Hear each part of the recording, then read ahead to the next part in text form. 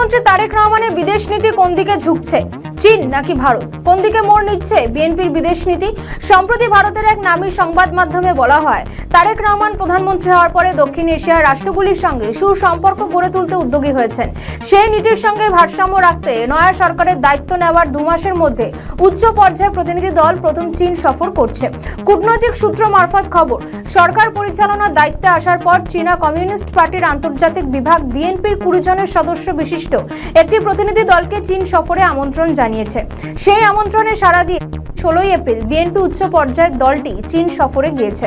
বিএনপির এই সফর সরকার ও দেশের উন্নয়নের জন্য খুবই গুরুত্বপূর্ণ বলে মনে করা হচ্ছে, কারণ চীন বহু আগে থেকেই বিএনপি সরকার গঠন করলে সর্বাত্মক সহযোগিতার আশ্বাস দিয়ে আসছে।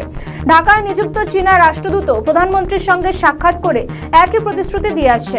চীন সফরে বিএনপি নেতৃবৃন্দের যে প্রতিনিধি দলটি আগামী 16 এপ্রিল ঢাকা ছেড়ে চীনের উদ্দেশ্যে রওনা দিচ্ছেন, তাদের মধ্যে রয়েছেন স্থানীয় সরকার, পল্লী উন্নয়ন ও সমবায় মন্ত্রণালয়ের মন্ত্রী মির্জা ফখরুল ইসলাম আলমগীর, প্রধানমন্ত্রীর উপদেষ্টা Mohammad Ismail Jabiullah, vice chairman Altaf Hossain Chowdhury, MP, vice chairman Shamsuzzaman Dudu, vice chairman doctor Asaduzzaman Ripon, BNP চেয়ারম্যানের উপদেষ্টা নাজমুল হক নান্নু, বিএনপি চেয়ারম্যানের উপদেষ্টা বেবি নাজনীন, যুগ্ম মহাসচিব খায়রুল কবির খোকন, এমপি, যুগ্ম মহাসচিব হাবিব উন নবী খান সোহেল সহ একাধিক ব্যক্তিত্ব।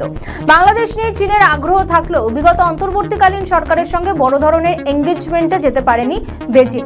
বর্তমানে বাংলাদেশে নির্বাচিত সরকার ক্ষমতায়, এই সরকারের সঙ্গে অতীতে কাজ করার অভিজ্ঞতা রয়েছে চীনের। তবে দীর্ঘ সময় ক্ষমতার বাইরে থাকা বিএনপিকে নতুন করে চীন নিয়ে ভাবতে হবে। নতুন প্রেক্ষাপট ও চলমান বৈশ্বিক বাস্তবতার নিরিখে আগামী দিনগুলোতে সম্পর্কের রূপরেখা নির্ধারণ করতে হবে। আর এই সফর হতে পারে ইতিবাচক আলোচনার একটি বড় মাধ্যম। পররাষ্ট্রমন্ত্রীর সফরে আলোচনার বিষয়ে ঢাকা, বেজিং এর কর্মকর্তারা ধারণা দিয়েছেন, বাংলাদেশ চীনের পররাষ্ট্রমন্ত্রীদের বৈঠকে মোংলা বন্দরের আধুনিকীকরণ বাস্তবায়ন, চীনে কাঁঠাল রপ্তানি, গুয়াংঝু চট্টগ্রাম ও সাংহাই চট্টগ্রামের মধ্যে ফ্লাইট চালু, চীনা শিল্প স্থানান্তর, রোহিঙ্গা সংকট ও চাইনিজ অর্থনৈতিক অঞ্চল সহ জাতিসংঘ সাধারণ পরিষদের 81তম অধিবেশনের সভাপতি পদে বাংলাদেশের প্রার্থিতার পক্ষে সমর্থন চাওয়ার ওপর জোর দেবে ঢাকা।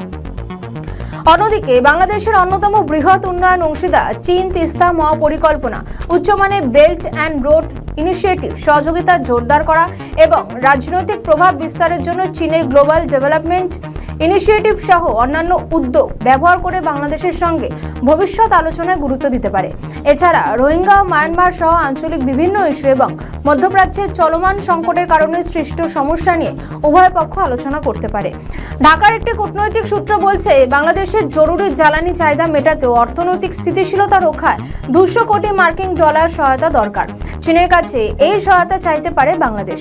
হয়তো বেজিং সফরে পররাষ্ট্রমন্ত্রী বাংলাদেশের প্রয়োজনের বিষয়টি উপস্থাপন করতে পারেন। সরকারের এক কর্মকর্তা বলেন, এপ্রিলে বাংলাদেশ ও চীনের পররাষ্ট্র সচিবদের মধ্যে ঢাকায় বৈঠক হওয়ার কথা ছিল, কিন্তু শেষ মুহূর্তে চীনের অনুরোধে তা স্থগিত করা হয়। পররাষ্ট্রমন্ত্রীর সফর নিয়ে কাজ চলছে। সাবেক রাষ্ট্রদূত মাসফি বিনতে শামস ঢাকা পোস্টকে বলেন, সম্পর্কের ক্ষেত্রে অন্তত সবাই চাইবে একটা ওয়ার্কিং রিলেশনে থাকুক। সম্পর্ক কখনো চ্যালেঞ্জের মুখে পড়ে গেলে ওখানে অন্য একজন চলেই আসে।